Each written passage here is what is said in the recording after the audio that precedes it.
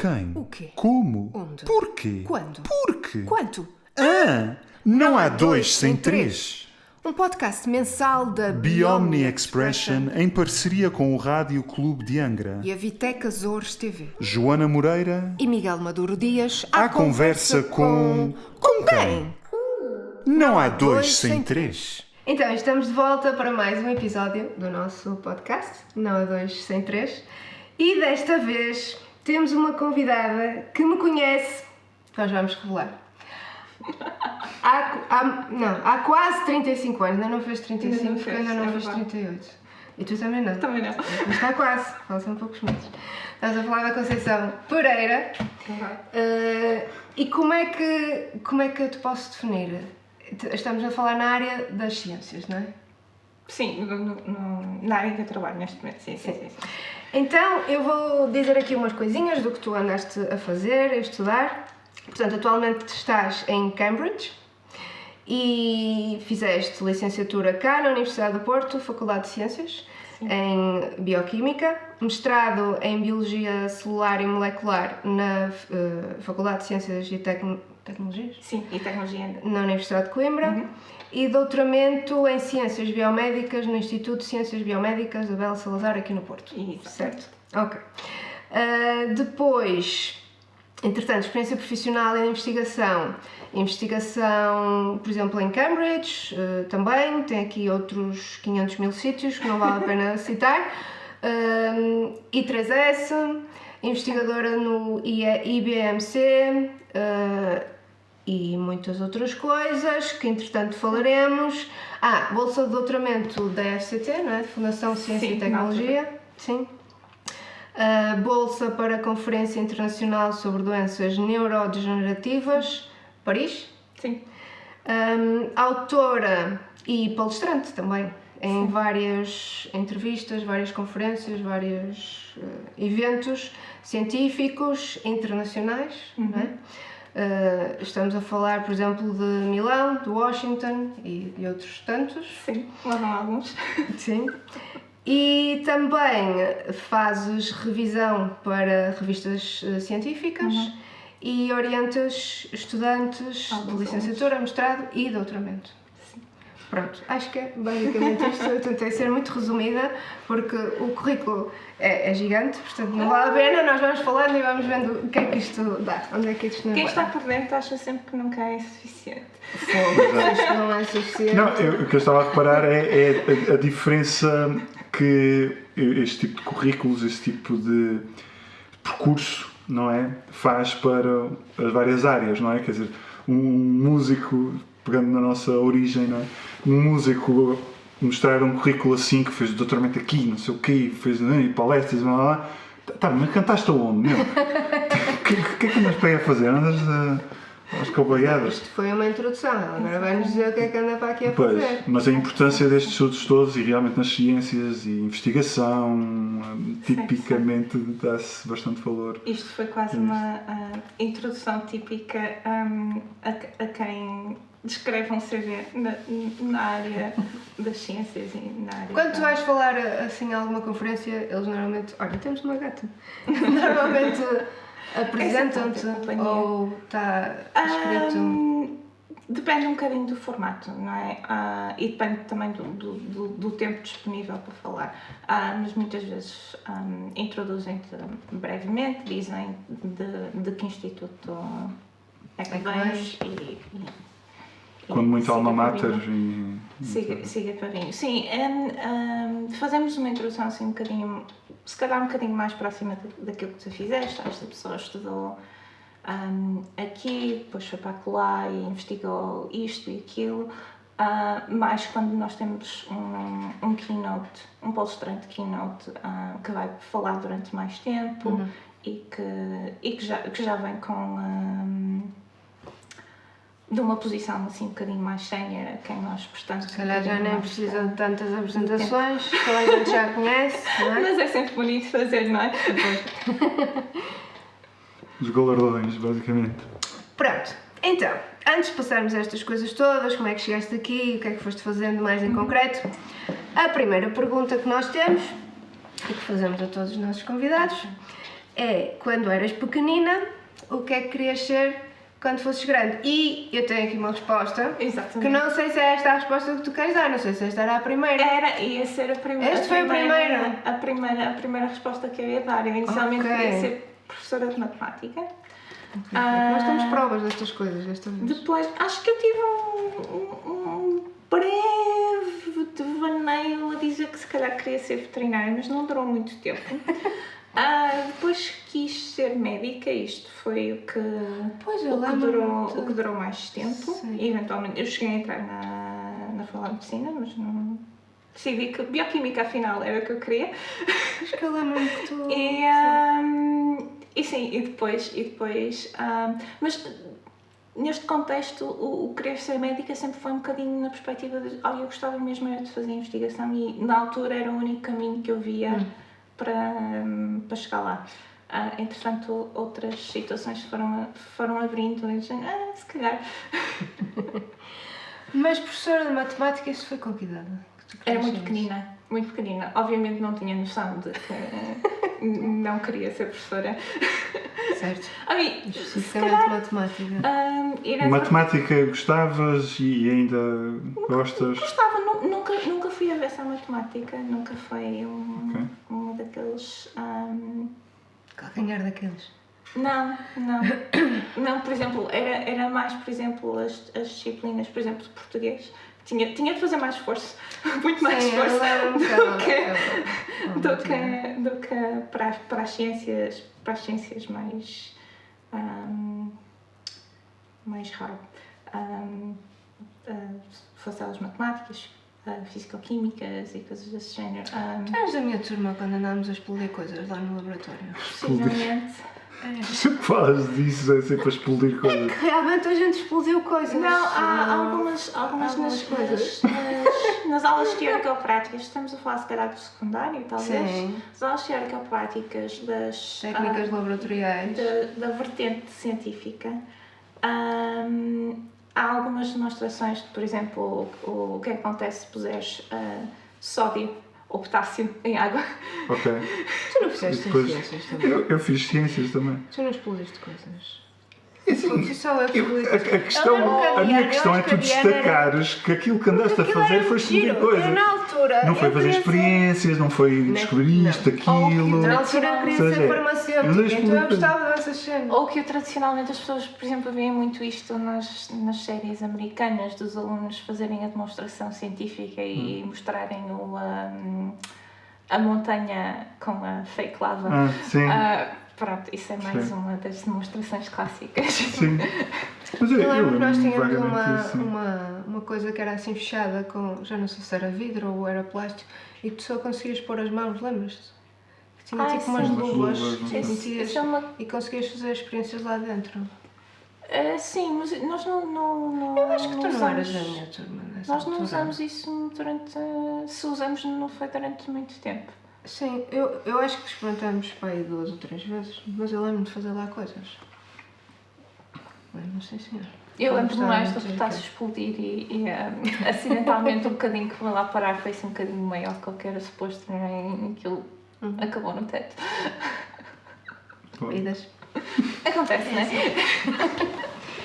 Tá bonito. Pronto, então de professora de matemática fomos ter as ciências, não é? Portanto, e o que é que te fez, entretanto tu depois no secundário foste logo para ciências, lá está, querias ser médica, ainda entraste para a Faculdade de Medicina? Sim. Aliás, inicialmente no primeiro ano de concurso, concorri em Medicina, não entrei no primeiro ano, acabei por ficar em Bioquímica.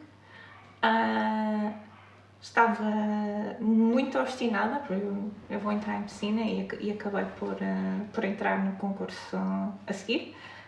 Mas nessa altura, entretanto, eu continuei a fazer o primeiro ano de faculdade normalmente. E quando cheguei ao final do primeiro ano, entrei em Medicina, mas também decidi que, afinal, eu gosto disto. Ok. Não sei. Então foi o destino. A segunda opção, assim, afinal. Sim. Ok. E depois, portanto, Bioquímica. Queres falar um bocadinho sobre o que é que isso significa?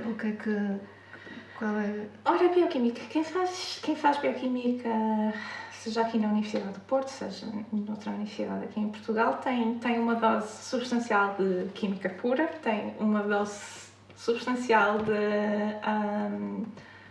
de biologia celular, não necessariamente da biologia que nós mais associamos às plantas e aos animais, isso remota mais ao curso tradicional de biologia.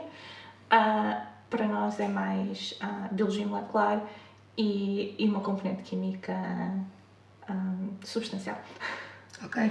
E deste curso, normalmente, quais são os empregos que daí surgem em bioquímica? Ora, na altura em que lá estava, as coisas que eram mais populares, obviamente havia a vertente educacional, havia pessoas que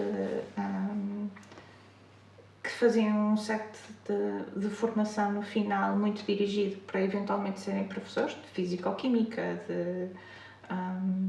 de química para alunos do secundário ou até mesmo do básico. Havia uma componente mais industrial, não é? Porque com a componente de química que nós temos podíamos seguir mais um caminho mais da química alimentar,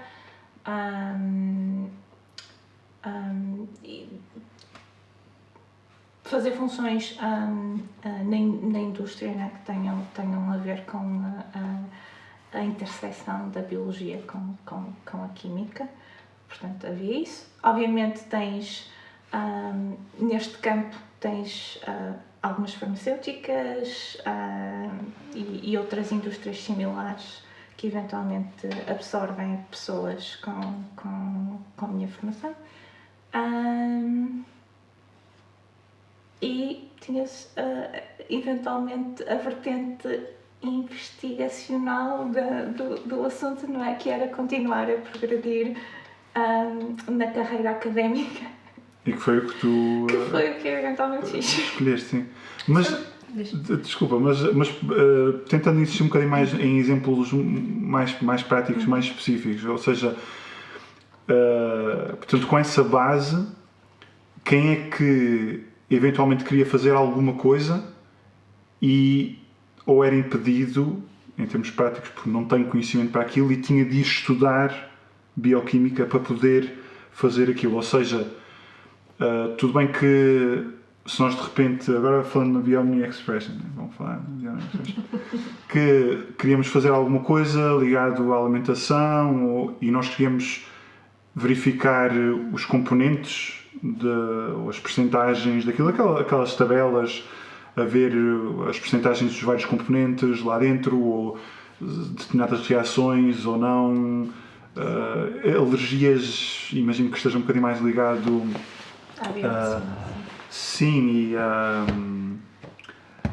alimentação, sim, a nutrição, mas sei lá, pode ser essa parte, podes ter eventualmente até na ASAI alguma coisa. Controle de qualidade alimentar, sim.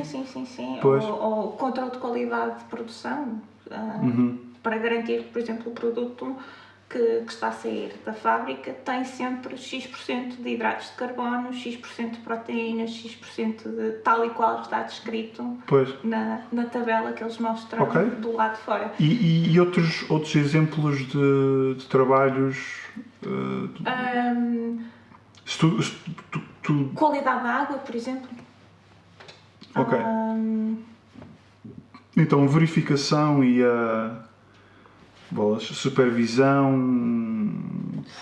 Sim, nós estamos a perceber que é. Mas o caso da ASAI acho eu que é um bom exemplo prático de alguém que está a tentar ver se aquilo... Não, desculpa, mas a ASAI faz estas coisas assim mais específicas? Eu acho que é mais tipo, eles pegam em documentos e vão... Não sei, não tenho conhecimento específico. A impressão que eu tinha que era mais controlo de higiene, essas coisas, não é? Em parte de higiene locais de alimentação e coisas desse Mas género. eles fazem em muitas coisas. Mas, por exemplo, eles vão pegar num alimento e vão testar se a tabela está bem, se está em conformidade com...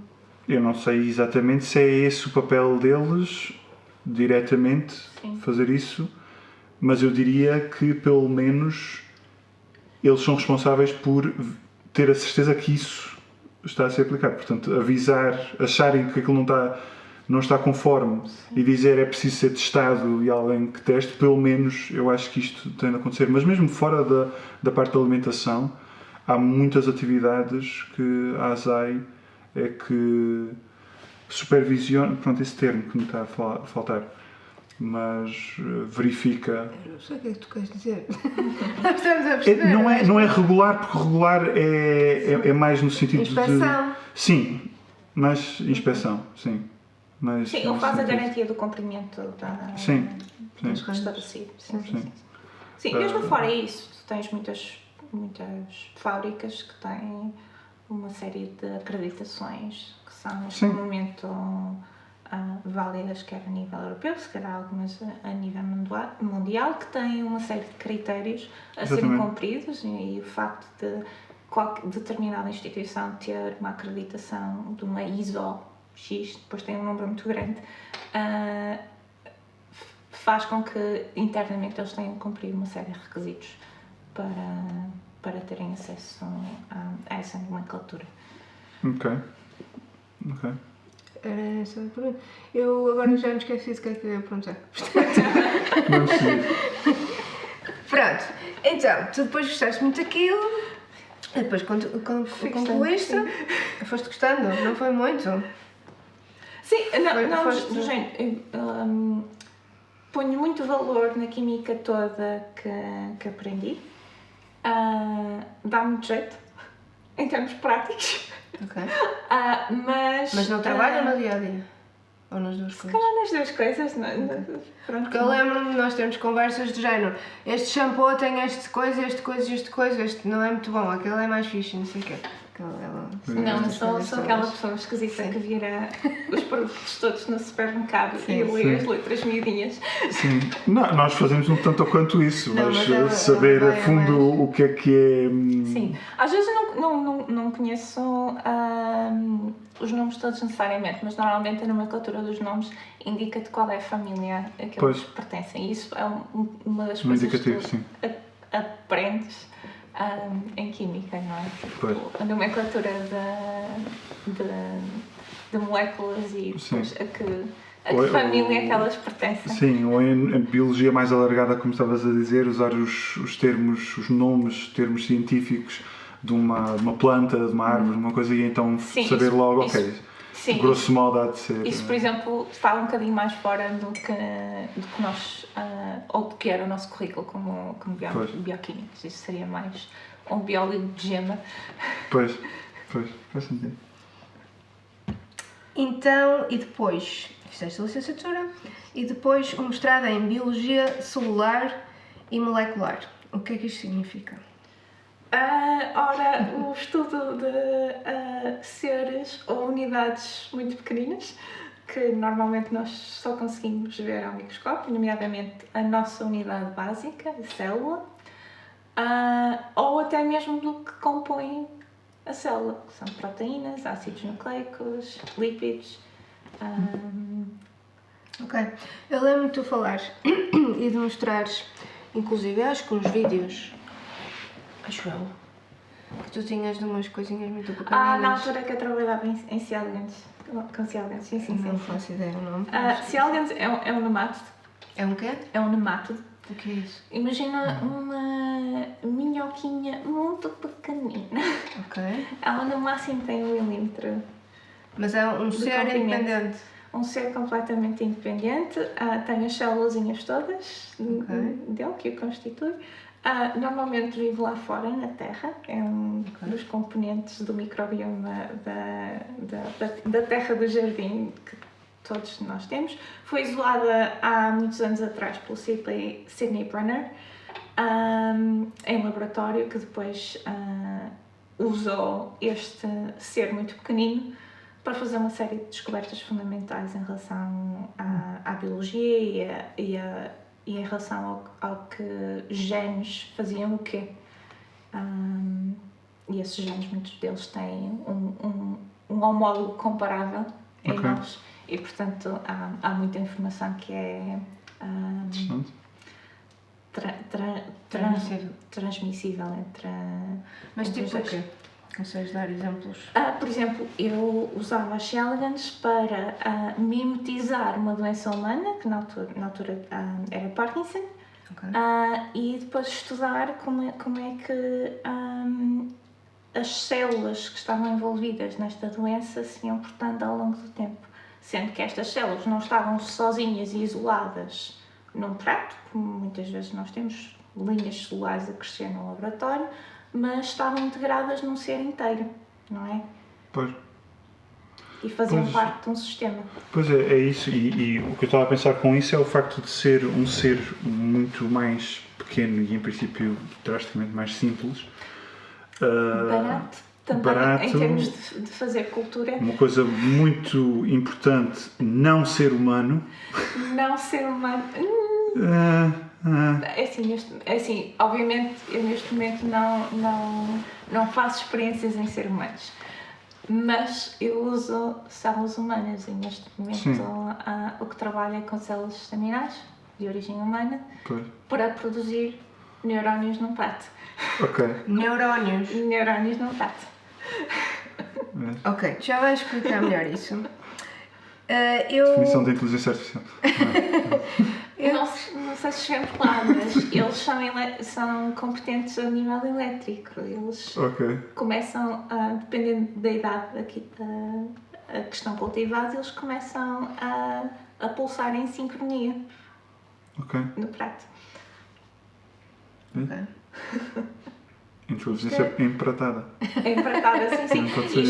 E quem trabalha, por exemplo, com células estaminais de células cardíacas, por exemplo, eles conseguem, no prato, eventualmente conseguem um tecido que começa a pulsar, como o nosso coração.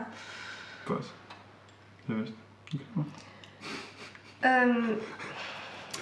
Portanto, não, é que eu queria fazer outras perguntas antes de chegar ali, porque acho que isto é interessante. Não, acho que tirar isto por miúdos e pôr na linguagem do dia-a-dia, acho que é interessante. Portanto, vamos aproveitar que tu estás aqui e que tens essa disponibilidade para o fazeres. Portanto, como é que tu... Estas são perguntas estúpidas e ridículas porque eu não sou da área, então não percebo nada, mas vou fazê-las. Como é que tu... Portanto, tu pegas no bichinho, no milimétrico, não é? Uma coisa que nós nem sequer conseguimos a olho vivo ver, não é? Um adulto consegues a olho nu. Consegues? Sim. Ok. Neste momento não tenho, mas se tivesse uma plaquinha para te mostrar, conseguias vê-los. Ok. Mas tu então vais buscar os animaizinhos, depois tu tens lá eles que produzem-se entre eles? Sim, o nomato é um animal de laboratório um bocadinho diferente do que nós conhecemos dos ratinhos de laboratório, dos ratos de laboratório, porque é uma hermafrodita. Ok. Portanto, ele põe ovinhos e tem clones dele próprio, a menos que a situação surja e nesse ponto haja reprodução sexual, ou seja, male and female. De resto, em situação, vamos dizer, normal, sem agressão externa, que haja uma necessidade para diversificar o genoma, ele põe ovos e dá origem a mais hermafroditas. E isso em quanto tempo? De quanto em quanto tempo? Ora bem, um adulto põe à volta de 300 ovos no decorrer de uma semana mesmo. De uma semana? Sim. Ok, então tu basta-te apanhar um pequenino e depois... Sim, é assim, o que nós usamos no laboratório hoje em dia já é muito longe daquilo que nós encontramos lá fora, não é? Foi uma strain que foi isolada, acho que nos anos 60, foi mantida em laboratório e hoje em dia é muito diferente daquilo que nós encontramos lá fora, não é? Apesar de nós chamarmos wild type, não é? O normal. Ok. Pronto, então, o material tu já tens, né? Eles reproduzem-se sozinho e está tudo Sim, bem. já agora, quanto tempo é que ele demora a tornar-se adulto? O que é tornar-se Ora, adulto? isso depende de quão rápido tu queiras que isso seja, não é? Porque tu podes crescer, mas se há menos num range de temperaturas que são amiáveis a que elas vivam sem problemas. Portanto, entre 16 e 25 graus. É óbvio que 16 é mais devagarinho, 25 graus é crank up the dial as fast as they can go. Ok, Pois tá o for bem. mais rápido, o bolo está feito mais depressa. Exatamente. Ok, está bem, mas com 25 graus estamos... 25 graus, em menos de 3 dias tens um 3 ciclo, dias? um ciclo de vida completo. Ciclo de vida? O ciclo Completo. de vida Portanto, ele completo. passado 3 Completo. dias faleceu.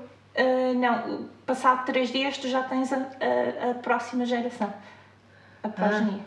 Ok. E já agora quanto tempo é que eles duram? Ora bem,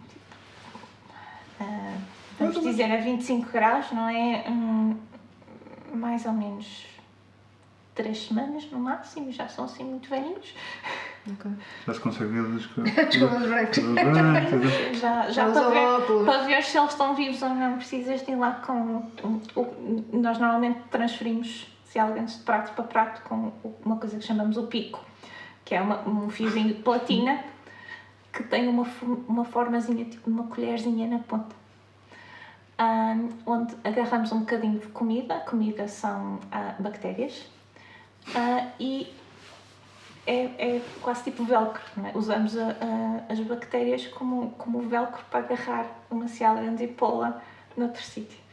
Ora, o pico também é útil quando nós precisamos de ver se cialgans ainda está viva ou não. Por exemplo, porque há alguns ensaios em que nós seguimos, ao longo da vida dela, seguimos para ver se determinada alteração que nós fizemos tem um impacto negativo ou não.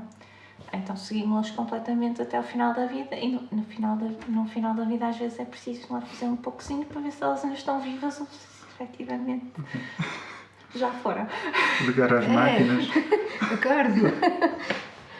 Mas então, tu pegas no animalzinho, ele tem que estar em estado adulto para tu fazeres Para pegar... as experiências, os testes. Pormenor engraçado. Precisamente porque tu podes ter vários adultos a porem ovos a determinados tempos e depois estes ovos vão eclodir em diversos tempos também, não é? Acabas com uma população misturada. Ora, quando vais para fazer experiências, isto Já não sai é muito bem. não é a situação ideal.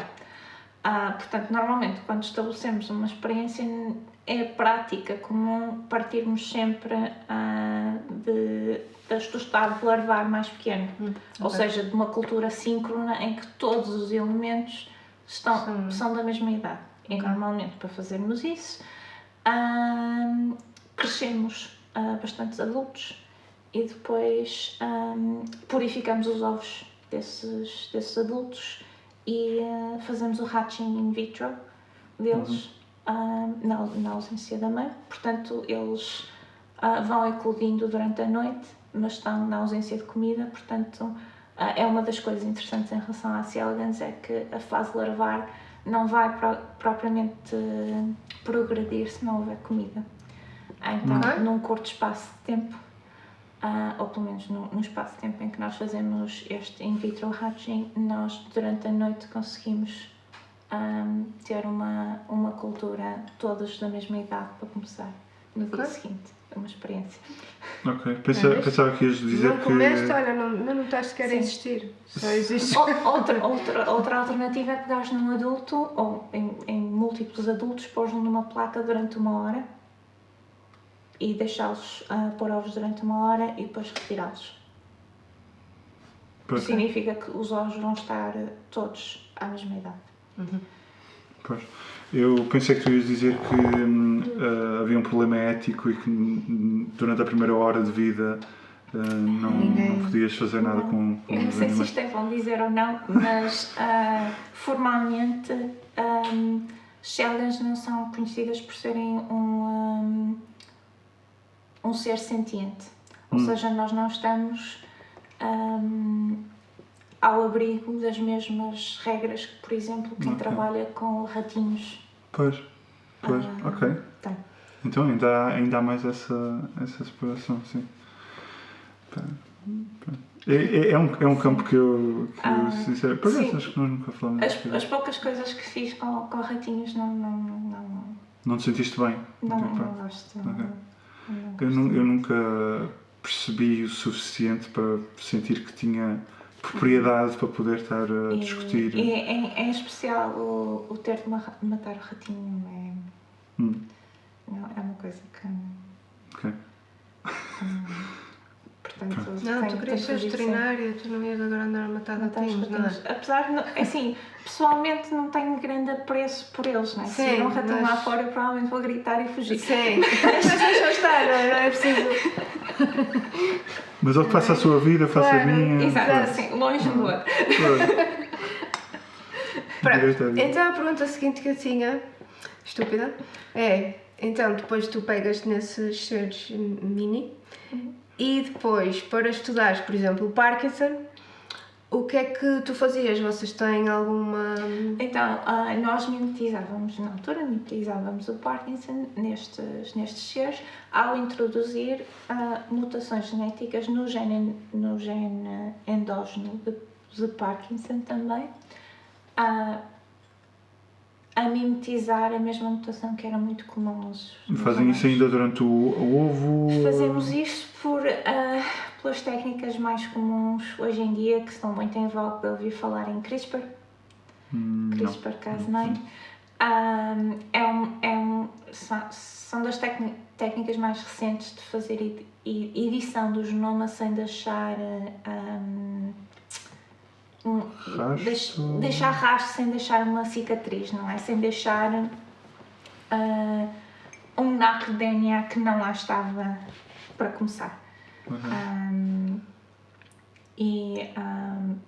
Nós editávamos os nossos métodos, tínhamos outros marcadores em comum, porque uma das coisas que nós não conseguimos fazer com uma célula num prato é fazer o cruzamento da célula com outras células que têm características que nós também gostávamos de misturar. Com os nemátodos, por exemplo, temos um nemátodo que já tem uma proteína fluorescente a ser expressa no grupo de neurónios que nós estamos interessados em estudar, por exemplo, neste caso eram os neurónios dopaminérgicos, e então nós queremos agora ter as duas características juntas, não é? Queremos que as células do nosso interesse sejam verdes e que também tenham a mutação que nós introduzimos. Então cruzamos as duas estirpes. Isto é um dos casos onde tens reprodução sexuada do organismo que é hermafrodita, e acabamos com filhotes com a mistura das duas características. Outra pergunta que eu ia fazer era, tipo, se eles só duram 3 semanas, como é que tu fazias uma investigação que eventualmente... Mas eles continuam a parar. Certo. A menos que seja uma introdução de alguma coisa que seja tão que não fosse violenta e transmitida. tão incompatível com a vida. Não é? Pois, mas podia acontecer ser uma coisa que não fosse transmissível para os... É impossível, a menos que ela seja incompatível com a vida, não é? Porque nós estamos a inserir no genoma deles e o genoma deles é sempre, Certo. na sua plenitude, passado à próxima geração. Pois, eu disse que ia fazer perguntas estúpidas, portanto eu não sei. É isso. Ok, não, mas Sim, ela está a alterar sim. aquilo que foi. portanto. E o facto, eu estava também a lembrar-me que o facto deles terem uma vida tão curta, um ciclo de vida curtíssimo e uma vida também curta, quer dizer que vocês também conseguem, perante a escala humana, Sim. fazer investigação a um ritmo muito mais... Tem vantagens e tem desvantagens. Acho que a nossa história da pesquisa, especialmente em doenças relacionadas com o envelhecimento e nesta categoria, ou nesta grande categoria, caem as doenças neurodegenerativas, caem lá.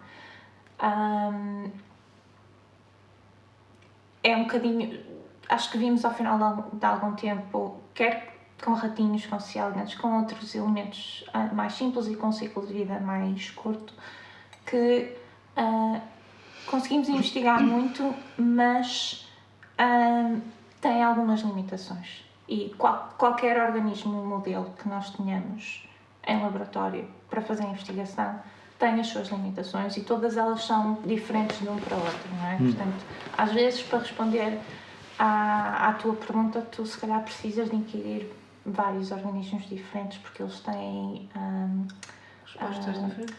Têm pontos fortes e pontos fracos em diferentes campos. Sim. E o facto de todos estes organismos viverem muito menos tempo do que nós é uma das coisas que nem sempre é das melhores para reproduzir uma doença que está relacionada com o envelhecimento e com a quantidade de anos que nós vivemos. Sim, não é simplesmente máquina do tempo em que tu aceleraste... Não, há coisas que tu não consegues reproduzir, por exemplo, os danos acumulados que nós sofremos ao longo do tempo, porque vivemos tanto tempo e porque as nossas células, por exemplo, os neurónios, desde que nós existimos e o nosso sistema nervoso é formado, na sua grande maioria, isto não é uma verdade absoluta, que temos alguma neuroregeneração, mas é muito baixa, na sua grande maioria são os que temos, com que vivemos até ao fim da nossa vida, não é? Portanto, esta escala de uma célula conseguir lidar com todas as agressões que lhes é feita ao longo do tempo é diferente num organismo que vive 3 semanas, num organismo que vive 2 anos, ou num organismo que vive, vamos dizer, uma média de 80 anos. Pois. Ok. Sim. Tu neste momento ainda estás a trabalhar sobre o Parkinson? Não. Não. Depois de bastantes anos a trabalhar em neurodegeneração, mais numa perspectiva de tentar fazer descoberta do porquê é que as coisas estavam a correr mal, não é? E nem sempre sendo bem sucedida a fazer isto é bastante transversal a quem fez percursos semelhantes.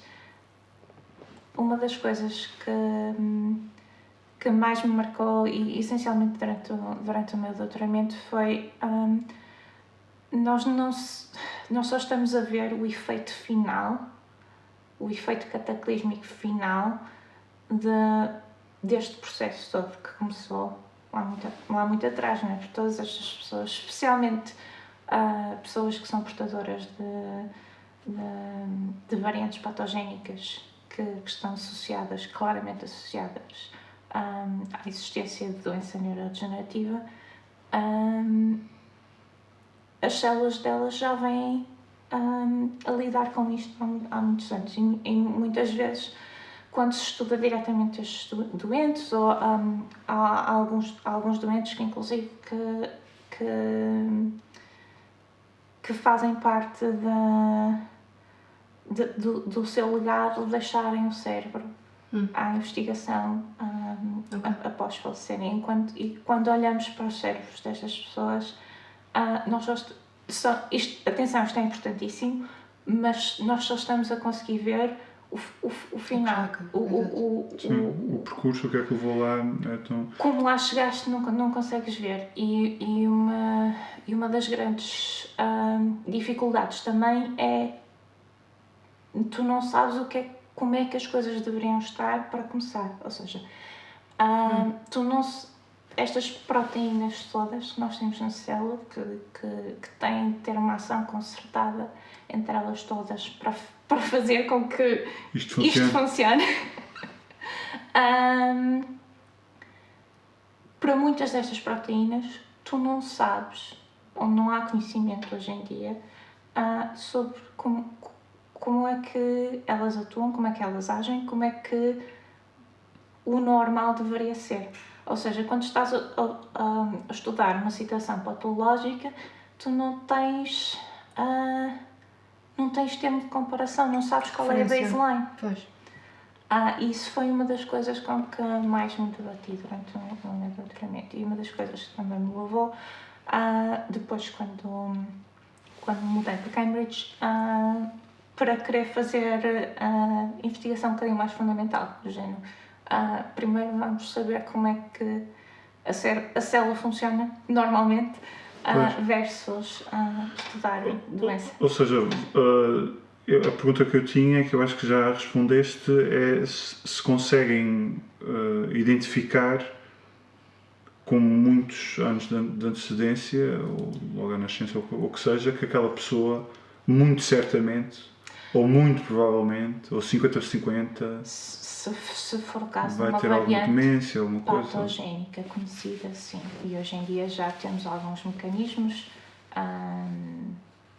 postos em prática para fazer um diagnóstico o mais precoce possível. Que tipo de mecanismos? Por exemplo, se os pais são portadores. Mas uma análise ao sangue? Consegues? Uma análise a quê? Como é que se chama? Sim, sangue. Muito sangue, muito Alinhado. sangue. Não, quando dizemos isso, quando eu falo em sangue, é DNA. Não é? Certo, Ter uma certo. amostra de DNA. Ora, para doenças mais graves existem apoio à reprodução, para que os pais tenham a hipótese, se assim o desejarem, de tentar prevenir que a futura criança seja afetada pela doença que um deles tem. Tipo alguma medicação, uma vacina? Não, isto é apoio por fertilização in vitro Ok. e seleção embriónica. Ok. Pois, analisarem o que é que estão a juntar, qual é o par que estão a juntar. Não. saber- Tiram, Então, tiram a célula. Tiram uma célula, quando o embrião está num estado específico, onde é possível tirarem uma Tiram amostra já a muito doença? pequenina. Não tiram a doença, tiram uma amostra e sabem ou não se o embrião...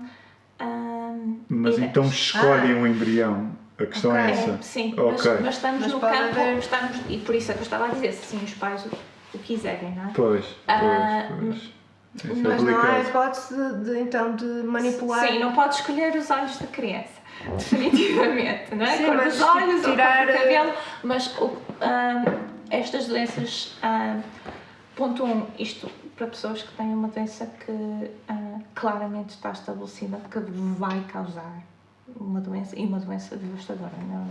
Na maior parte destes casos, muitas vezes estamos a falar em doenças neurodegenerativas, mas muitas delas não estamos a falar do clássico Alzheimer que aparece aos 80 anos de idade. Estamos a falar de pessoas que vão padecer de sintomas muito graves de doença e precisar eventualmente de um auxílio muito grande Durante toda a vida. muito cedo. Sim. Sim. Estamos a falar de que.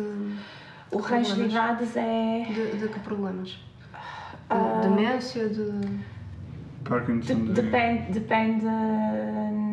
Depende da doença. Por exemplo, Parkinson's mais precoces vão ser Debilitantes?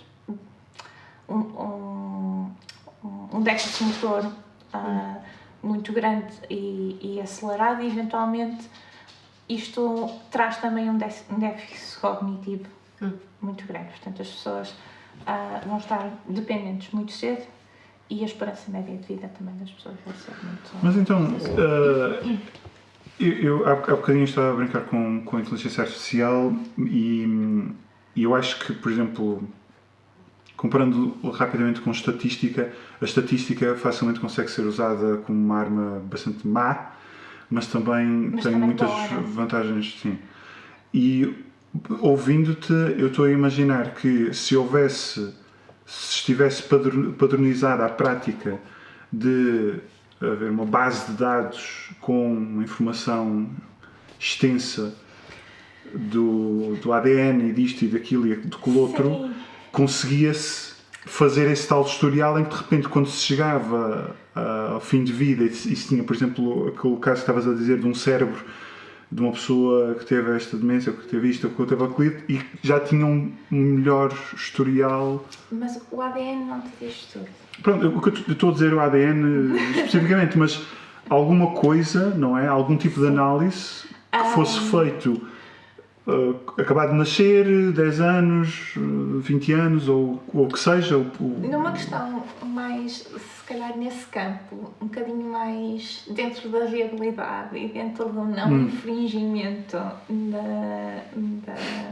do uso de dados pessoais das pessoas. Eventualmente surgirem agora com a inteligência artificial testes ou até mesmo brincadeiras de interação com uma inteligência artificial que padronizem o que é a atividade normal ou o que é os níveis cognitivos normais. Por exemplo, eu vejo coisas como a inteligência artificial a serem particularmente úteis na análise ao longo da vida, por exemplo, de doentes ou de candidatos a serem doentes. Por exemplo, há pessoas que têm uma variante patogénica que já se sabe, sem dúvida absolutamente nenhuma, que vai causar doença, mas também há outras pessoas que têm algumas variantes que nós não sabemos muito bem para que lado é que a coisa vai cair. Okay. Eu via, por exemplo, a inteligência artificial em termos de coleta de dados que não infringissem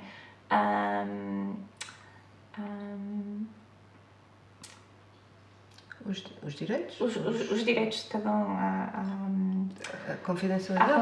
à confidencialidade dos seus próprios dados. Por exemplo, a fazer o tracking da performance cognitiva, por exemplo. Com interações muito... Ok, mas eu estava a falar da inteligência artificial, mas eu não estava a dar o exemplo para se usar a inteligência artificial, neste caso em particular, volto a insistir, não haveria assim 1, 2, 3 testes que feitos com alguma regularidade trariam, se vocês tivessem de repente centenas de milhares de casos, de pessoas, de vidas, em que com alguma regularidade tiveram esses dados e quer dizer, se a pessoa está a responder a uma inteligência artificial, pode ou não partilhar dados. É o Holy Grail que durante alguns anos foi a pesquisa de biomarcadores. Biomarcadores de doença. E se alguns foram encontrados para as doenças neurodegenerativas, na sua maioria foi uma pesquisa ingrata, porque não se chegou a... Ok, então faço a pergunta diferente. Voltando ao exemplo do tal cérebro, final de vida, a pessoa entregou para vocês analisarem e tu dizes, ok, isto é importante, estudar isto também, mas eu não tenho histórico. Como é que tu conseguias ter esse histórico? O que é que tu precisavas para se ter esse histórico? Se não são biomarcadores, é o quê? Não podes, porque não podes todos os anos pedir à pessoa, posso tirar mais um bocadinho. Não, mas tirar mais um bocadinho do quê? Enquanto eles estão vivos. Do cérebro, do mesmo tecido. Ok, pois, era preciso A forma isso. para analisar é mesmo tirar. Ok. Não existem outras formas? A menos que tenhas, por exemplo, uma estrutura claramente a atrofiar, que possas seguir, mas mesmo isto só te dá marcadores indicativos. Por exemplo, uma das doenças com que trabalhei durante algum tempo era a paraparesia espástica familiar. E um dos casos específicos com que trabalhava era muito característico na ressonância magnética haver uma estrutura do cérebro que estava alterada e era um dos grandes marcadores para nós dizermos sim, vamos testar este gene primeiro porque provavelmente vai ser isto.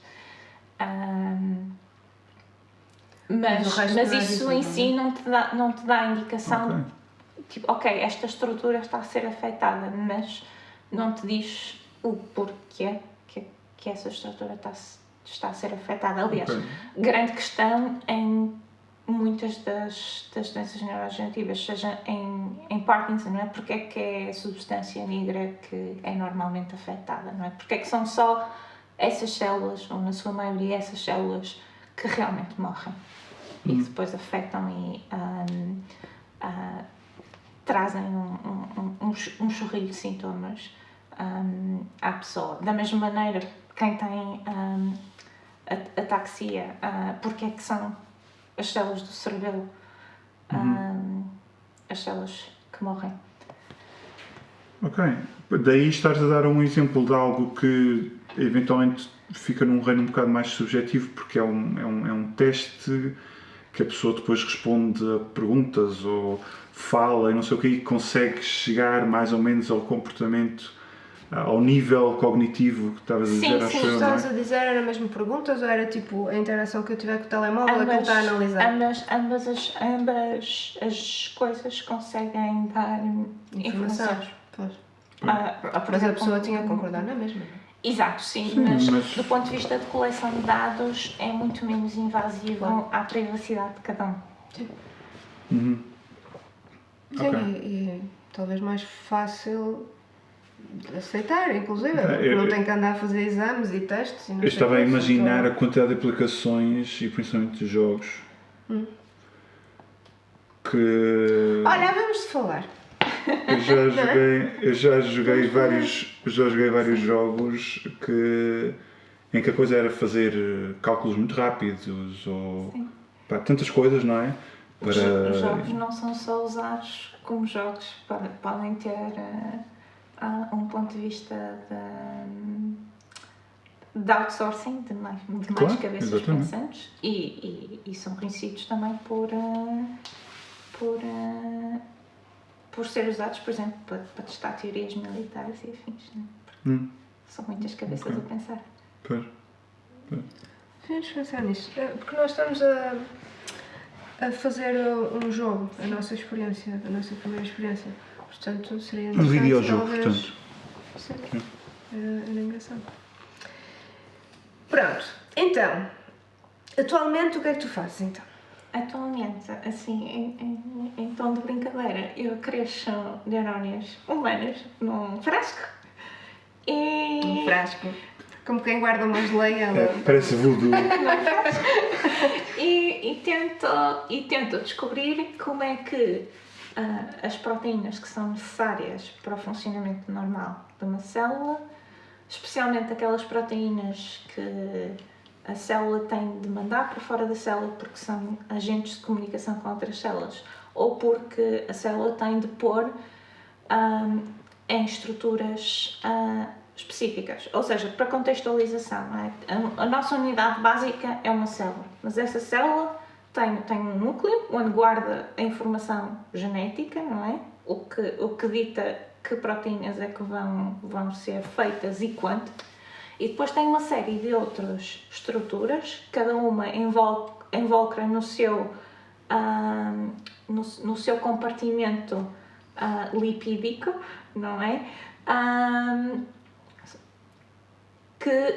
Onde ocorrem diferentes reações dentro da célula, não é? E esta compartimentalização é essencial ao funcionamento da célula e ao funcionamento próprio, não é? Tipo, se temos o caixote do lixo, também temos o sítio onde os novos produtos são feitos, temos a fábrica de processamento do produto e depois temos a nossa central tipo de distribuição da Amazon ou do FedEx, que é o GOLD, e eu costumo descrever isto às pessoas assim, que nós temos uma central de distribuição dentro de cada célula e que para as coisas acontecerem com fidelidade e tudo chegar ao sítio a que deve chegar,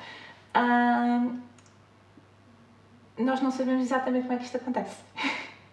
Hoje em dia, quais são os determinantes que fazem com que tudo chegue ao sítio que tem de chegar?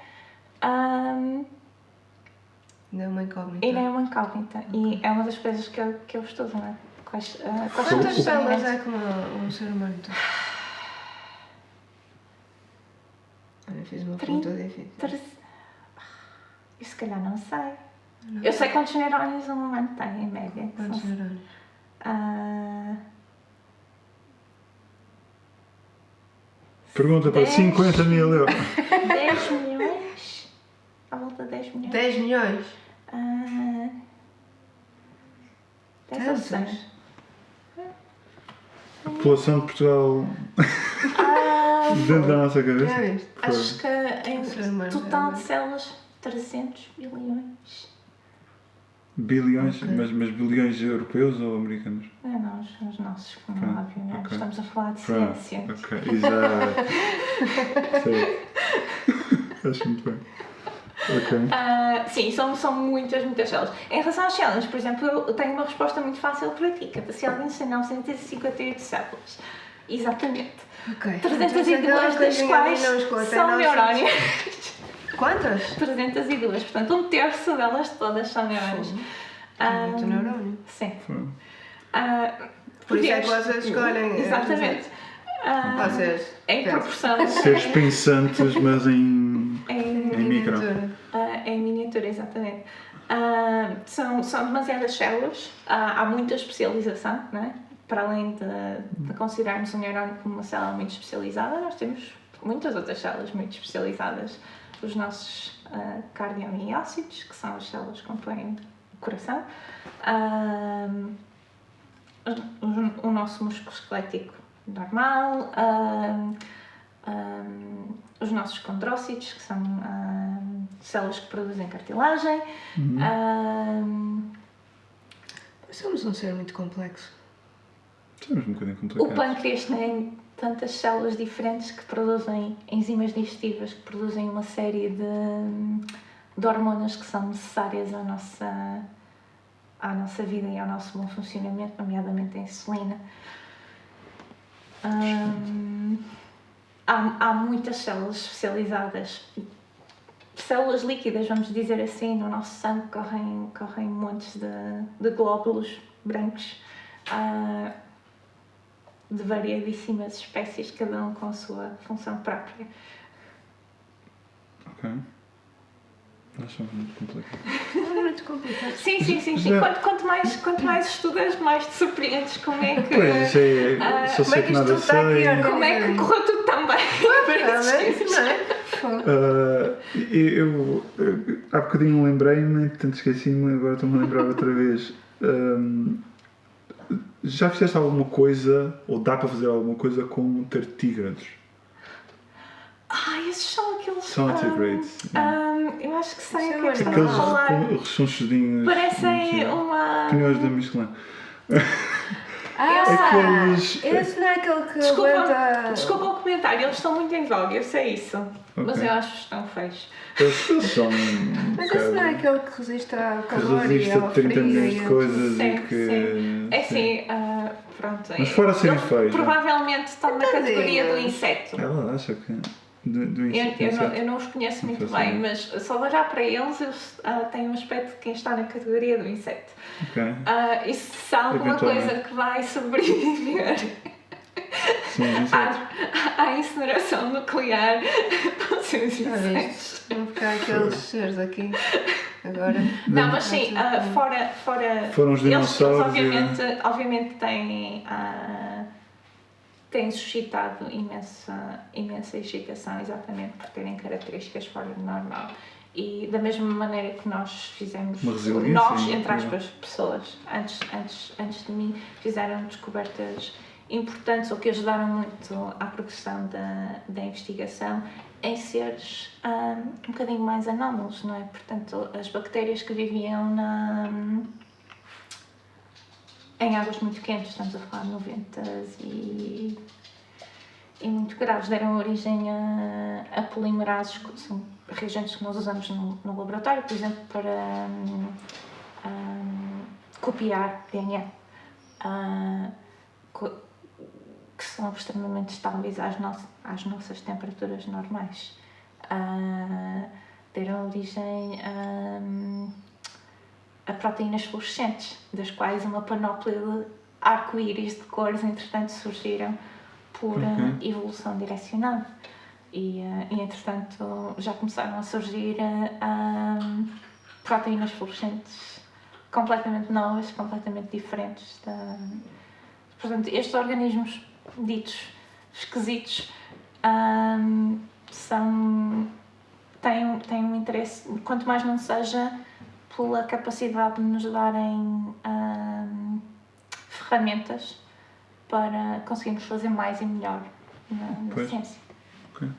O caso, por exemplo, da tão badalada CRISPR-Cas9 hoje em dia, em termos de editar DNA,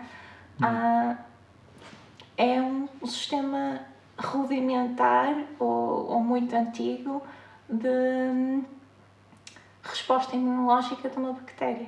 É como a bactéria se defende de outras coisas. É o sistema imune dela. Ok.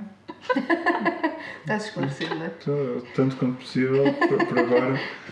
A não ser que nós fôssemos para um curso agora intensivo durante 50 anos. bem.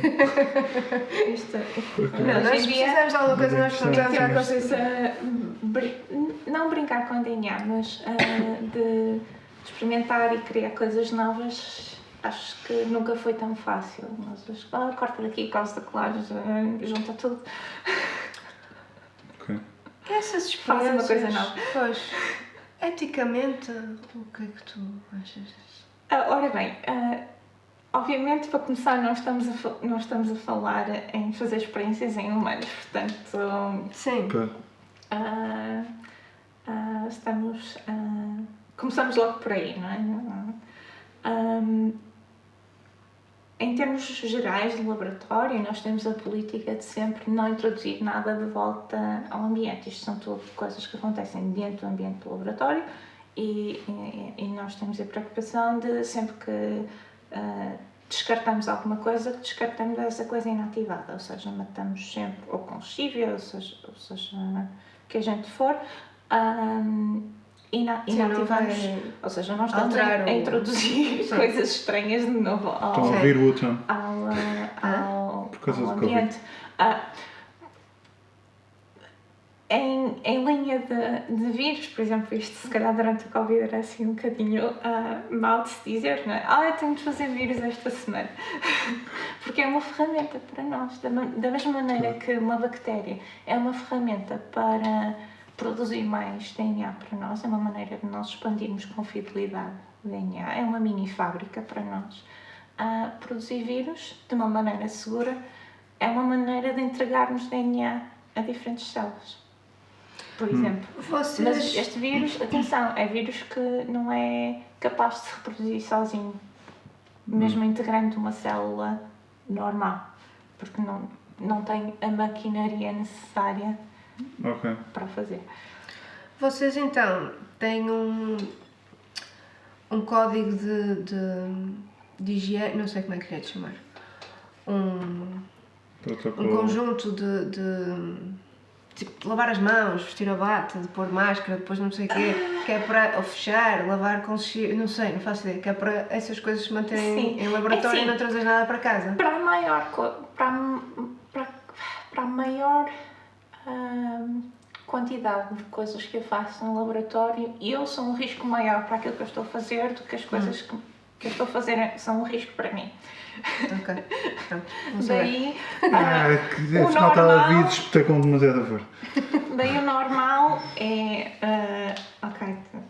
usamos luvas e coisas, mas a seguir é darmos um banho de álcool em nós próprios, não é? Porque nós temos de trabalhar em condições esterilizadas e termos de nos esterilizar a nós próprios, mais ou menos. Okay.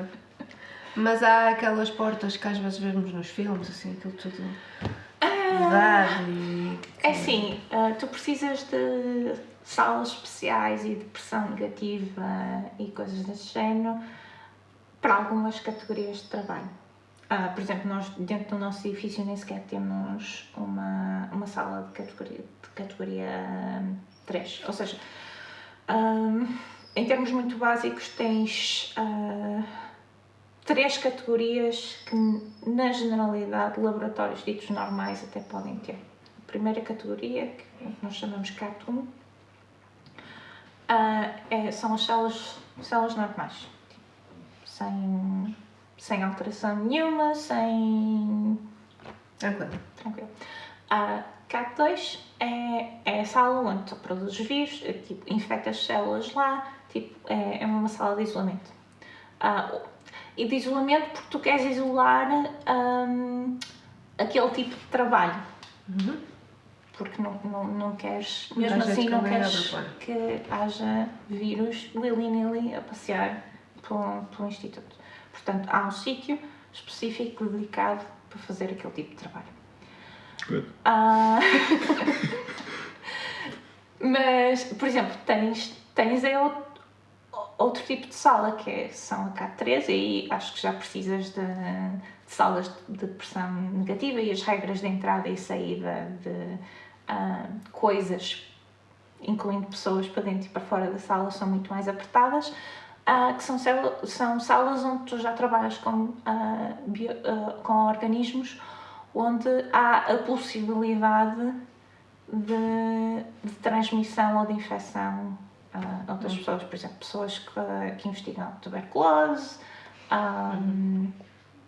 ou outros organismos afins, precisam de trabalhar em condições muito específicas. E cada uma destas salas tem um protocolo de acesso e de utilização e de práticas lá dentro que difere, e à medida que vais subindo na categoria, mais apertado e mais regimentado são este modo. Existe mais do que CAT3? Provavelmente tens instalações que eu pessoalmente nunca vi, nem conheço as práticas específicas, mas que imagino que sejam ainda mais apertada do que a CAT3.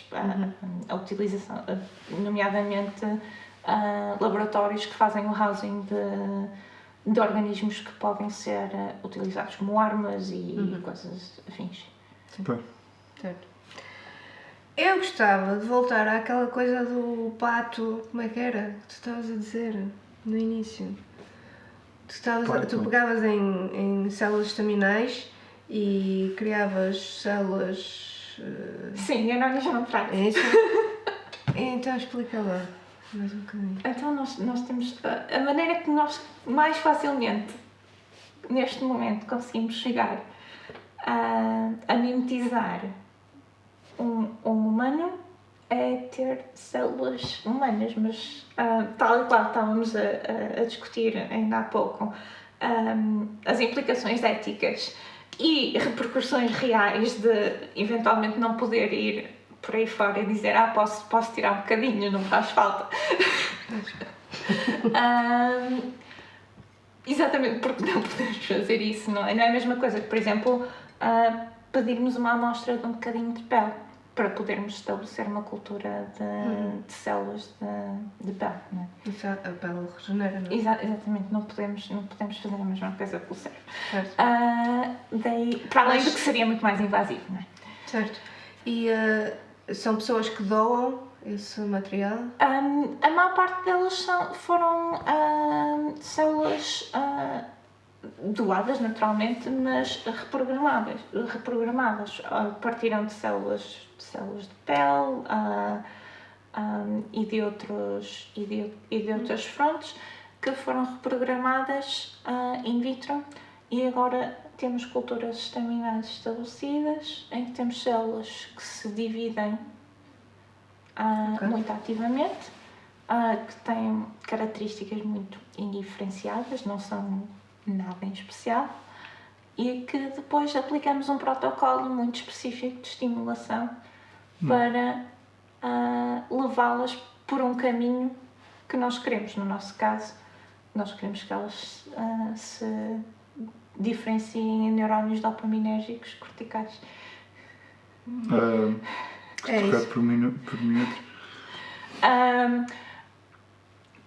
Eu disse dopaminérgicos. errado, desculpa. Glutamatérgicos, que é só outro tipo É uma de coisa. Exato. Porque os nossos neurónios, eles trabalham com uma série de neurotransmissores e não são únicos, apesar de nós tradicionalmente os classificarmos como um neurónio deste tipo ou daquele tipo, eles têm vários, mas a verdade é que há um que é mais predominante, ou mais predominantemente usado por esse neurónio e depois nos leva a classificar, este neurónio é glutamatérgico, aquele é dopaminérgico, mas isto são tudo pequenas moléculas, o glutamato na verdade é um aminoácido,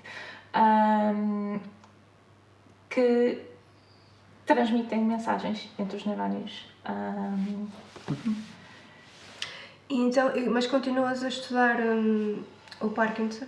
Não, eu neste momento só quero saber, não que o Parkinson não seja interessante, mas eu neste momento estou bastante investida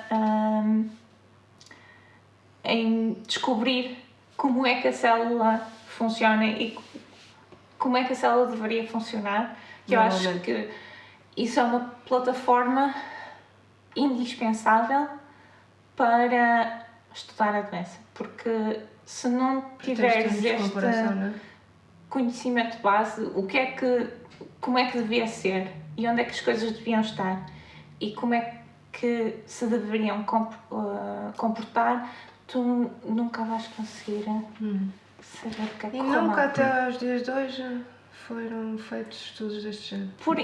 É assim, o Golgi é um sítio pequeno e compacto e que mesmo com as técnicas mais avançadas de imagem que hoje em dia temos acesso, ainda não temos resolução suficiente para ver com a clareza absoluta como gostaríamos. Certo. Talvez. Ok. Daí que talvez tenha sido um sítio que ao longo do tempo tenha sido continuamente relegado, porque...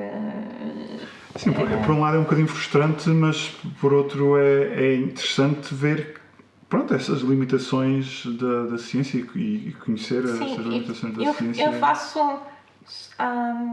normalmente eu faço imagem de super resolução nas minhas células e mesmo assim o meu comentário maior é: eu gostava que isto fosse melhor. Eu gostava de conseguir ver mais. Pois. Okay. Ou ainda não é bom o suficiente. Certo. Manda para o departamento de IT. E agora um bocadinho mais de vida real. Portanto, o teu dia normalmente significa o quê? Sais de casa, tens um horário? Tem um horário... Tem um horário self-imposed. Ok. Não funcionamos necessariamente com um horário das 9 às 5, embora isso seja possível, mas, por exemplo, tenho colegas meus que têm filhos pequenos e que têm outras responsabilidades fora do emprego que são bem mais rígidas e, portanto, têm de ser muito regimentados na maneira como abordam o trabalho, não é? Para conseguirem fazer estas outras coisas também. Mas não temos necessariamente... Há um número de horas contratadas, mas... Pronto, não tens que picar o não picamos o ponto. E é um bocadinho mais em função de objetivos e menos... Okay. Mas vais todos os dias? Sim, se calhar até trabalho mais horas do que se fizesse um 9 às 5. Definitivamente trabalho mais horas do que se fizesse um 9 às 5, mas muitas destas experiências, especialmente com neurónios, são de longa duração, demoram no mínimo 2 semanas. Mas esperas muito ou tens sempre alguma coisa para fazer? Depende. Há sempre alguma coisa para fazer. Ok. Não estou 2 semanas. Não é tipo, ok, não sei o quê, agora vou ter de esperar 1 hora no Facebook. Agora vou ver séries. Não, ao longo do tempo somos muito bons a fazer o puzzle de como é que conseguimos maximizar o nosso tempo. Porque se fizéssemos assim e só fizéssemos uma coisa de cada vez, não demorar a vida conseguimos inteira fazer para chegar a nada. alguma coisa, não é? Ok. Portanto, à medida que vais adquirindo cada vez mais competências no laboratório e isto, idealmente mais cedo, se fizeres um mestrado durante um ano no laboratório, no início entras muito verdinho, mas quando sais no final já sais muito mais desencontrado em relação a fazeres diversas coisas no laboratório, a começares a sobrepor coisas diferentes que estão a acontecer em simultâneo, mas não relacionadas e coisas assim. Portanto, sim, tens alguns espaços de tipo, isto agora precisa de incubar durante 1 hora, mas durante essa hora tu vais fazer outras coisas. Pois. Ok. Multitasking. E uma coisa que nós estávamos a comentar já mais do que uma vez em conversa, nós os três comentámos algo que eu acho que as artes e a ciência, principalmente a parte da investigação, têm em comum, pelo menos neste momento, que é a questão de financiamentos, É ter verdade. de fazer candidaturas e tudo mais para garantir. Porque, e apesar de tudo, eu imagino que mais depressa na ciência conseguiriam justificar, ou conseguem justificar, que aquela investigação na prática depois vai ter este tipo de repercussões e então Veja assim, dá para aplicar assim e tornar isto um negócio e conseguir depois esse negócio alimentar de volta. Não sei o quê. Mas tipicamente vocês estão preocupados em descobrir isto é incrível, façam alguma coisa com isso agora.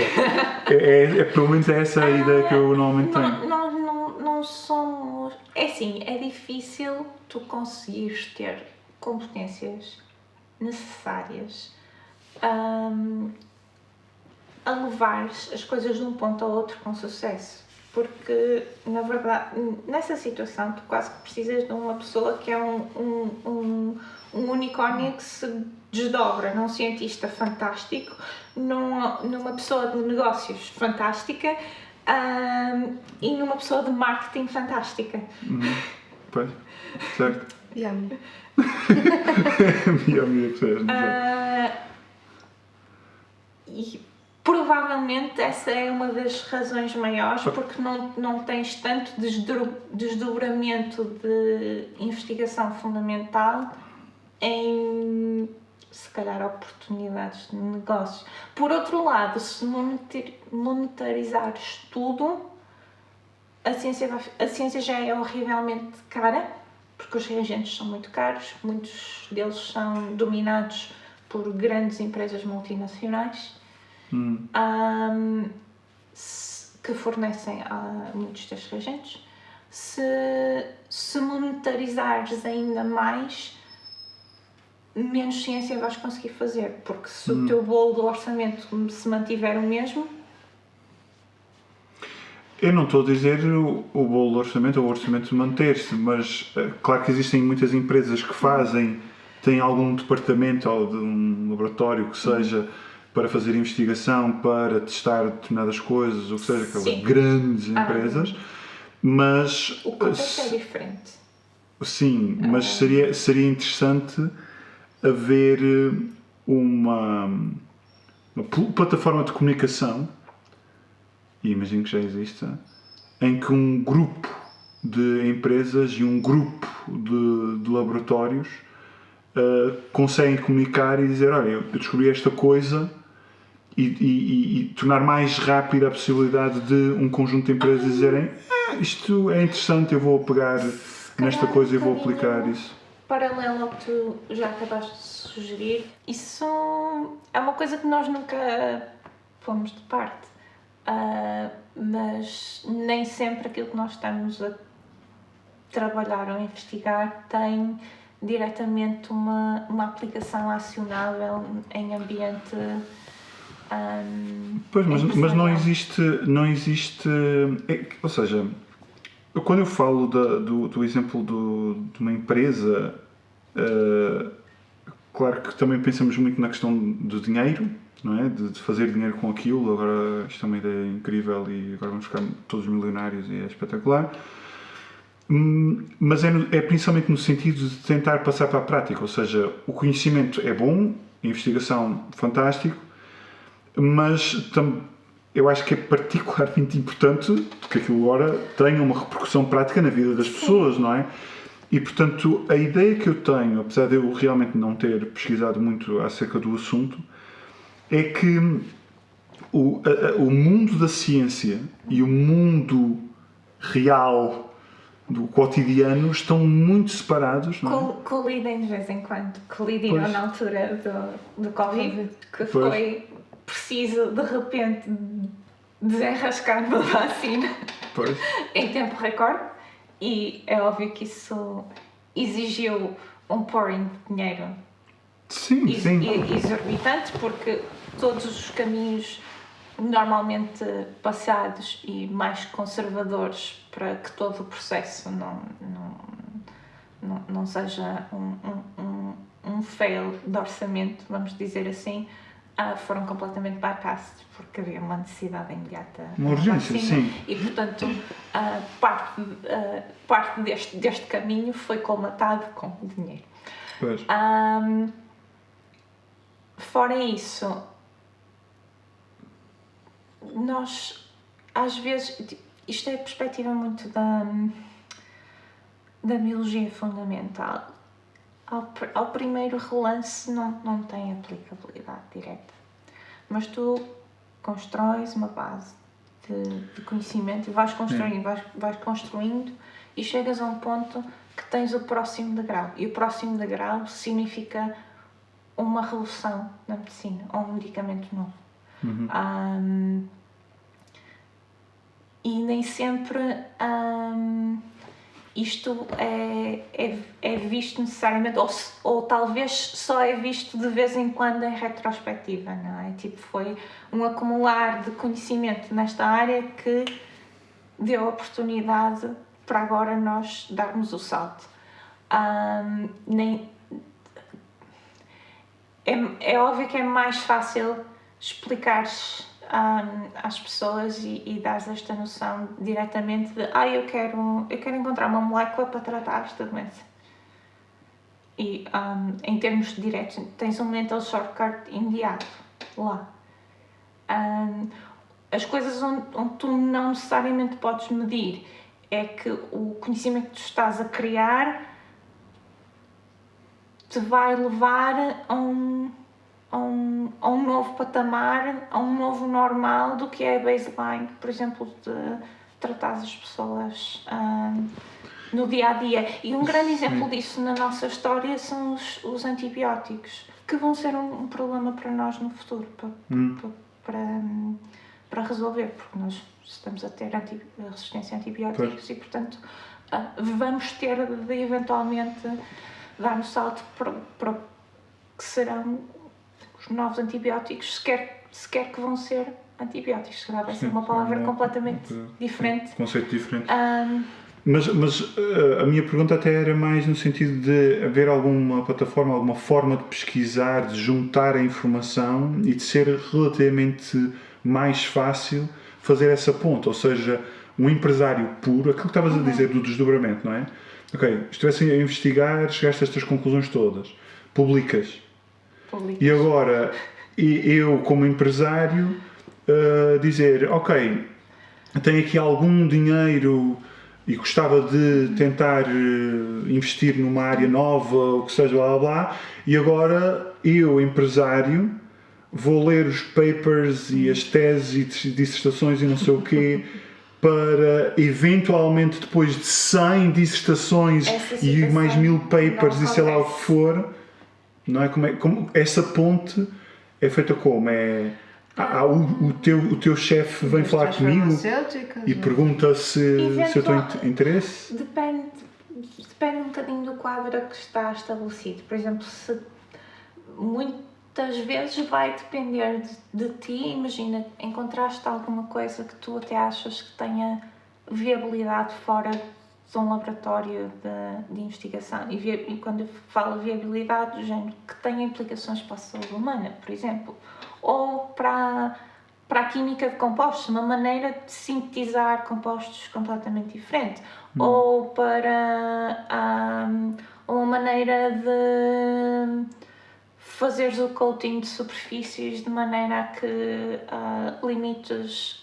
Mas então, achas que parte mais de ti? Eu não estou a perceber. Parte vai mais acabar de ti? Clicas e depois de partir entras de em ti contacto. em tentar estabelecer algum contacto Pois. com este microcosmos da startup, das startups Pois, mas é que... ligadas à Mas é universidade. Mas que... vai ter sempre, porque a menos que o teu investidor seja alguém que já é o próprio CEO da ciência e seja, ou tenha as competências necessárias para ler o output científico e perceber o output científico, é muito difícil de outra maneira chegar a estas pessoas.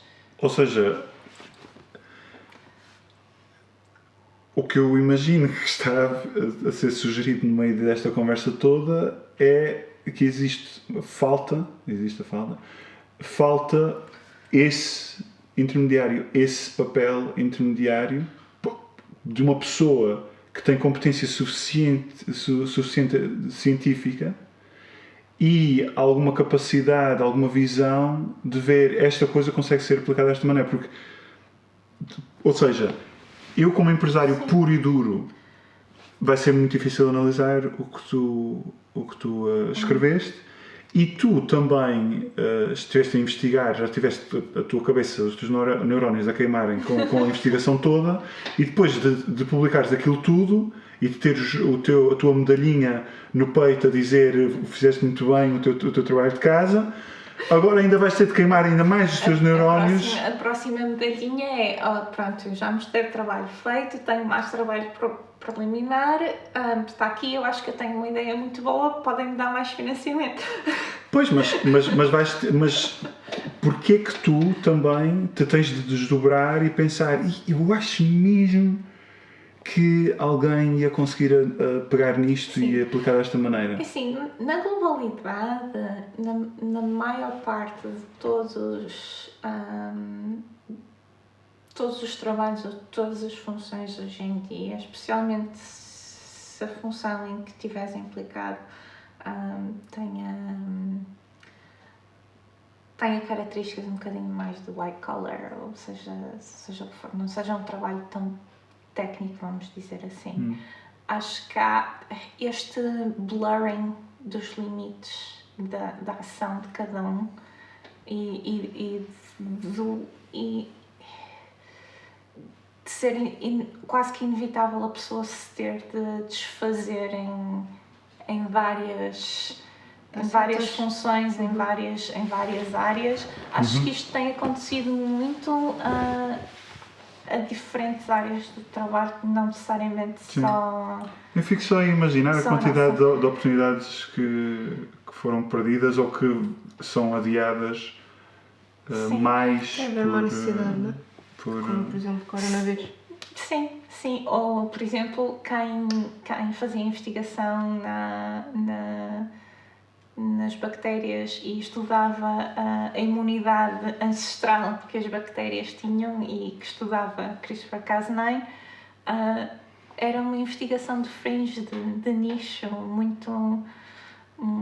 se calhar não tão em voga e não tão comercial, até que finalmente teve uma aplicação tão widespread, tão fundamental para os restantes cientistas, que hoje em dia é das coisas mais faladas.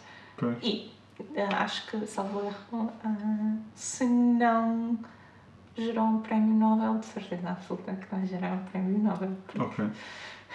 Excelente. Modificou a maneira como nós trabalhamos completamente. Ok. Tens mais alguma pergunta? Não. Ok, então se calhar passar... Não sei se queres dizer mais alguma coisa. Não tínhamos... Não, acho que já chateei as pessoas o suficiente. Não chateaste nada. Eu estou a achar super interessante, apesar de não perceber 90%. Sim. Não, mas está a ser, acho que muito bom. Mas se há alguma coisa que quiseres que eu troque ou tento trocar um bocadinho mais por mim. Não, é assim, na generalidade eu percebo tudo o que tu estás a dizer, agora estava a hiperbolizar, mas pronto, há termos que eu não sei como é que a minha realidade é funciona. que no dia a dia eu vivo quase que num microcosmos de pessoas como eu, portanto às vezes interagir com pessoas fora da minha área quase que se torna um bocadinho mais difícil, porque de repente tens de falar com... tens de pensar como é que vais explicar a alguém uma coisa que tu já admitias que é a base de conhecimento de todo o resto das pessoas com quem falas. Não, eu estou a perceber as coisas todas, eu só não... Pronto, há coisas que eu não consigo visualizar. É mais difícil, exatamente. É mais difícil. Mas sim. É interessante o termo que tu usaste, microcosmos. Quem é que nós falamos isto? Eu já não me lembro. Mas há uma obra de um compositor que estudou muito também música tradicional, Bela Bartók, para piano solo, que se chama Microcosmos. São vários volumes. Portanto, eu já não me lembro, mas nós falamos disto com alguém. Vagamente, sim. Eu não sei com quem foi. Pronto, então passamos às perguntas que vão ser mais fáceis o comum mortal a perceber. E então, se pudesses voltar atrás, se fazias alguma coisa diferente? Acho que não. Um dos meus grandes pivôs, acho que o momento que podia ter mudado a minha vida muito grande foi a decisão de ter ou não ido para a escola de medicina. Isso pois. Podíamos estar aqui a ter uma conversa completamente diferente, não é? Mas não. Pois, não te arrependes, não? Não. Até porque foi isso que ajudou a decidir, sem sombra de dúvidas, que era para Bioquímica. Se tivesse ido logo para a Bioquímica, ias ficar com aquela dúvida. Na generalidade, o meu percurso tem sido... Não, ela foi... Ela queria ir para a medicina, ela não entrou em medicina, foi para a Bioquímica. Sim. Se tivesse entrado em medicina, se calhar tinhas ficado lá. Provavelmente. Ok. Vamos admitir. Se tivesse entrado à primeira, sim, porque eu estava tão fixada na ideia. Sim, eu lembro. Ok. Foi mesmo a comparação, um cataclismo brutal. Olha, já na altura eu dizia que queria ser neurologista, por isso, pronto, não é? Tipo, nós estamos muito longe. Sim. Muito bem. Então, e achas que a menina pequenina que queria ser professora de matemática ia ficar feliz com agora tu seres esta... Acho que sim, embora a minha ideia em relação a ser professora tenha mudado bastante ao longo dos anos, a verdade é que de certa maneira só, não é? Porque quando tenho alunos, de vez em quando tenho lectures e tenho um grupo de alunos de mestrado a quem tenho de dar uma lecture. Certo. Portanto, de certa maneira só não é de matemática. Mas, já agora, o que é que foi mudando na tua visão de professora? Agora fiquei curiosa. Eu acho que hoje em dia, tipo, tenho tido várias experiências, tipo, eu não sou particularmente fã do contacto exposicional, de chegar e de só falar e debitar e ter pessoas só olhar para mim. Seja isso feito regularmente ou pontualmente? Ou seja... Sim, pontualmente às vezes é uma inevitabilidade do trabalho, mas sim, sendo uma coisa que tu ativamente escolhes fazer.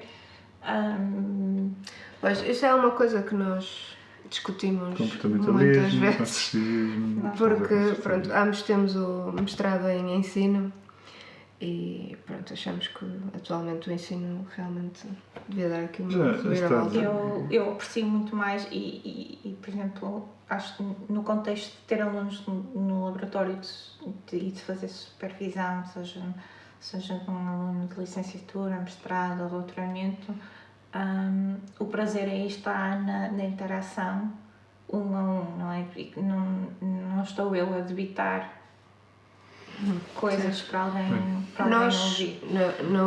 A minha experiência durante mais anos foi dar aulas de piano, portanto também era um a um, era uma aula individual.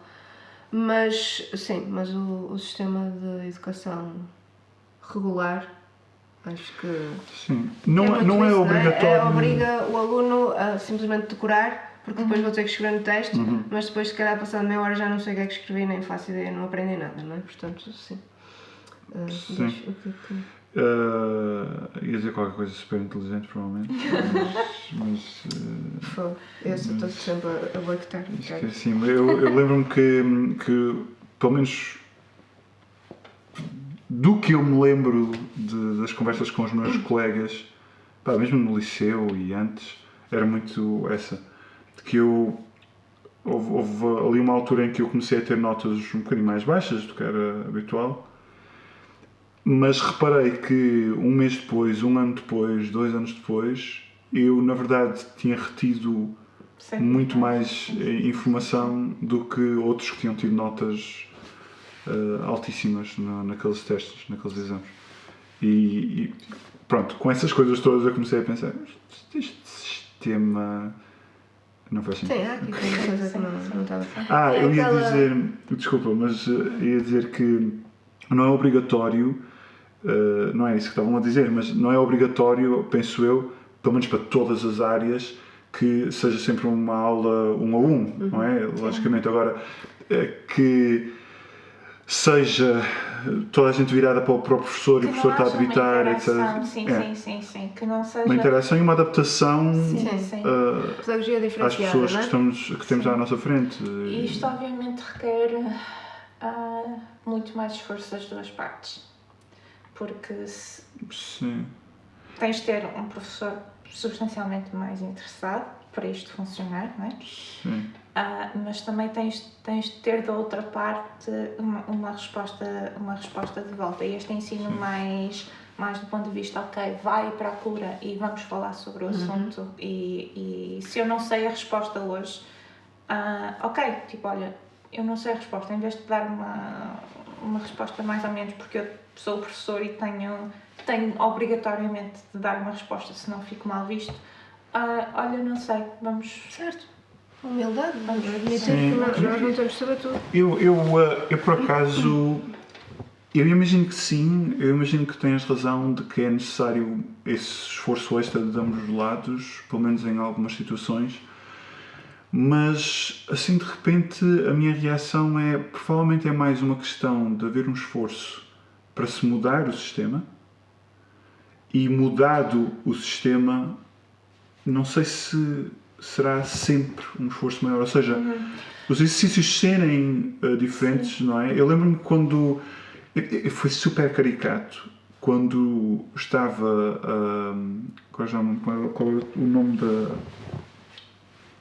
denominação daquela unidade curricular, daquela disciplina, mas é acerca de pedagogia, dos vários sistemas, das várias ideias, teorias à volta da pedagogia. E era super caricato, porque a professora estava grande parte do tempo a dizer mal ou a apontar, de uma forma construtiva, mas a apontar aquilo que ela achava que eram as limitações. Sim, limitações e problemas do sistema de avaliação, principalmente da avaliação correntes. E depois ela dizer mal aquilo tudo e dizer que havia estas várias alternativas que se podia usar, de sistemas de avaliação assim, e assado, e cozido, e frito. Daqui a um mês vocês têm um teste, porque é no sistema que nós estamos e, portanto, eu tenho de fazer o teste. Era um bocado caricato. Mais do que as pessoas serem examinadas, que eu acho que isso acaba por ser uma necessidade, não é? O ter de fazer o formato ou quase que fomentar esta necessidade absoluta de só corresponder à execução de um exame final, tipo, de suceder ou de ser bem sucedido no esquema que é o exame nacional. Eu acho que isso em grande parte foi levado a um extremo tão grande que tu treinas alunos para serem bem-sucedidos no exame nacional. Pois, mais do que para Não, saber não, aquilo. Os alunos para serem bem-sucedidos na vida. Isto se calhar, pronto, é uma apreciação Mas um bocadinho mais polémica em relação ao nosso estado atual. Mas é um bocado isso que Eu sinto. tenho a noção que atualmente, não sei se era geral ou não, mas não era. Eu percebi agora a analogia, pensava que estavas a falar de outra coisa, mas não é só apenas o exame final que conta para a avaliação. Pelo menos nas últimas aulas que eu estava a dar, havia uma avaliação contínua. Sim, mas Portanto, tinha um tu preço tinhas que significativo. avaliar todas as aulas. Pronto. E isso é muito mais difícil quando tens 500 alunos à tua frente, não é? Quando tens só um, tu consegues efetivamente estar a fazer uma análise, Sim. nem que não seja quantitativa, ao mas... ao nível da universidade não Sim, tem é possível. verdadeiramente Mas uma tu, avaliação contínua. baixando- Tens momentos Claro, de avaliação e Sim. Baixando burocracias, e quando digo burocracias desnecessárias. Há alguma burocracia que pode ser interessante e importante, mas burocracias desnecessárias, de forma a que os professores, as horas fora das aulas, não sejam grande parte delas gastas com as tais burocracias desnecessárias e eles consigam preparar as aulas seguintes. E usando toda a parte digital e informática e todas estas outras ferramentas incríveis que existem à volta para Sim, isso é outra apoiar questão. o professor, não é? Isso não E era... ser muito mais fácil, muito mais rápido para ele. Porque é que os miúdos têm que andar com 10 kg de livros atrás todos os dias quando podem ter tudo no...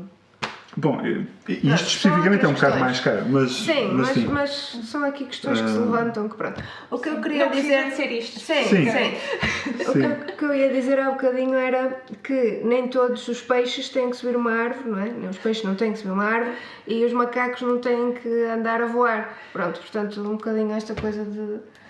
A educação devia ser uma coisa diferente. No acho. próximo episódio com ela nós Sim. falamos daqui. Pano para mangas. Sim, não, isto é um assunto que para nós é mesmo toda uma situação. Pronto, achas que os teus pais, a tua irmã, os teus avós, a família em geral, estão orgulhosos do que tens feito até hoje? Acho que sim, não verbalizam muito? Tenho tido Não tens perguntado objeções em diretamente. contrário. Ok, pronto. E a última pergunta era se tens um conselho para quem nos estiver a ouvir. Um conselho em relação Um À conselho. vida. Em relação, não sei. Ao trabalho. Demasiado filosófica, não acho. À escolha de chás. Em relação à vida, não acho que seja a pessoa Um conselho.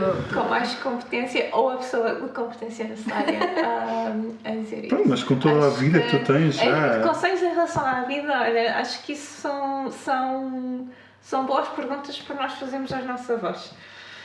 Ok. Eu já não tenho, portanto já Pois, não posso olha, dizer. também infelizmente já cá não estão, mas acho que sinceramente Sim, com a sapiência da vida e de... Exatamente. Foi importante, ok. Em relação à ciência, é serem curiosos, proativos, Sim. tipo, não terem vergonha de quererem saber mais, que às vezes tipo, E não ter vergonha também de não saber, não e é? não ter vergonha de não saber. De fazer perguntas estúpidas. Sim. Sim, sim, Eu, por sim, acaso, sim, quando sim. era criança, eu tinha muita vergonha de fazer as perguntas nas aulas, porque sentia Sim. que ia ser gozado ou Sim, algo do género. estigma. Mas tens Ainda há um um bocado bocadinho esse os dois estigma, não é? estigmas. Quer dizer, pronto, não posso fazer a observação que sei o que são as salas de aula de hoje, não sei, não é? A verdade é que já saí de lá há muito tempo. Mas, de facto, nós coexistimos com este estigma de quer ser um bocadinho um estigma de se calhar a minha pergunta é estúpida porque eu não sei, ou eu sou estúpido porque eu não sei, ou quanto se calhar o resto da sala também não sabe, está E caladinho, ninguém tenha... ou um bocadinho o revés da medalha, tipo, se tens alguém que é muito ativamente curioso e está sempre a fazer perguntas, ele é um chato, é o sabichão, Eu prefiro da professora. Não, Sheldon. Nós estamos a ver a série do Mini Sheldon. O Sheldon Já viste? vi, eu rio-me bastante com ambas porque é uma caracterização, em alguns aspectos, faz um nailing do que é a vida da ciência, um bocadinho Exagerado? Algumas coisas não são assim tão exageradas quanto isso. Por outro lado, também põe a cara, ou põe várias caras a pessoas ditas da ciência, ou representadas como sendo da ciência. E a verdade é que na ciência nós temos um bocadinho de todas as personalidades, não é? Tipo, e somos pessoas tal e qual outras pessoas. Não quer dizer que sejamos cientistas malucos de cabelo no ar, ou que sejamos todos completamente alheios ao que se passa à nossa volta, ou às pessoas que estão à nossa volta. Nós somos pessoas normais, com tantas outras, e temos as mesmas dificuldades na vida e no crescer e no ser cada vez mais adultos como todas as outras pessoas. Agora vou ser malzinho. Alguns cientistas lavam-se 2 vezes por mês, por exemplo. Quer dizer, estou a brincar. Ou seja, somos normais. Mas tem que andar sempre a desinfetar-se no álcool e sim, quanto mais não seja. Um banho de álcool. Então não precisam de tomar 2, não é? Não. São 2 necessidades diferentes. E recomendo as 2. Ok. Nós não estamos a fazer uma delas. Estamos mal. Pronto, mas como tu tens os cientistas que supostamente são todos malucos, os artistas também são assim uns seres estranhos, uns aliens, umas coisas assim. Nós também às vezes ouvimos assim. Acho que se calhar de certa maneira a ciência acaba por fazer uma coleção de personalidades se calhar um bocadinho mais exóticas. Não sei se diria exóticas, mas se calhar obsessivo ou compulsivo no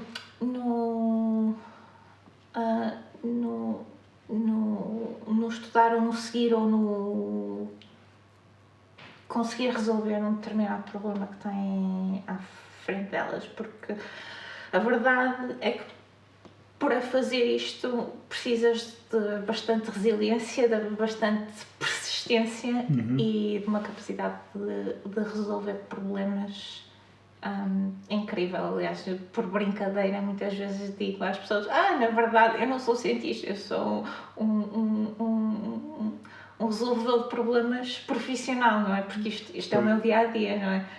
Resolver a sucessão de problemas que me vão surgindo à frente. Ok. Acho que é uma boa definição. E uma boa dica. Resolver problemas. Ok. Às vezes de natureza diferente.